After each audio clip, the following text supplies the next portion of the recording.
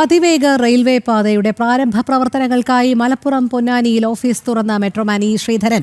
High speed railway corridor പ്രഖ്യാപനത്തിൽ കേരളം അവഗണിച്ചെന്ന ആരോപണങ്ങൾക്കിടെയാണ് നീക്കം.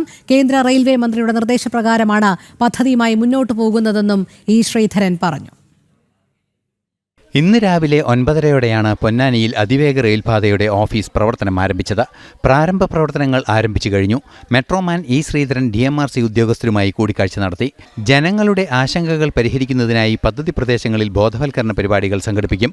റെയിൽവേ മന്ത്രിയുടെ നിർദ്ദേശപ്രകാരമാണ് മുന്നോട്ടു പോകുന്നതെന്നും ഇ ശ്രീധരൻ പറഞ്ഞു. ഞങ്ങളുടെ ആക്ച്വൽ ഫീൽഡ് വർക്ക് ജൂൺ 1 ആകുമ്പോഴേക്കും തീർക്കണമെന്നാണ് എൻ്റെ വിചാരം. കാരണം അപ്പോഴേക്കും മഴ വരുമോ? മഴ നല്ല മഴ. അപ്പോൾ ഏപ്രിൽ എൻഡ് മെയ് ആയിട്ട് ഫീൽഡ് വർക്ക് ഞങ്ങൾ സ്റ്റാർട്ട് ചെയ്യും. അതിനുള്ള ഏജൻസി ഫിക്സ് ചെയ്യും. അലൈൻമെൻറ്റ് എങ്ങനെയൊക്കെ പോകേണ്ടതാണ് അതൊക്കെ ഇന്നൊക്കെ തീർച്ചയാക്കും. ഇപ്പോൾ ഏതൊക്കെ സ്റ്റേഷനാണ് വേണ്ടതെന്ന് ഞാൻ തീർച്ചയാക്കുന്നുണ്ട്. പദ്ധതിയുടെ കാര്യങ്ങൾ സംസ്ഥാന സർക്കാരിനെ ഇപ്പോൾ അറിയിക്കേണ്ടതില്ല. ഏറ്റെടുക്കുന്ന ഭൂമിക്ക് ഏറ്റവും ഉയർന്ന വില നൽകുമെന്നും ഇ ശ്രീധരൻ പറഞ്ഞു. ഇ ശ്രീധരന്റെ നേതൃത്വത്തിൽ പദ്ധതി പ്രദേശങ്ങളിൽ നേരിട്ട് സർവേ നടത്തും.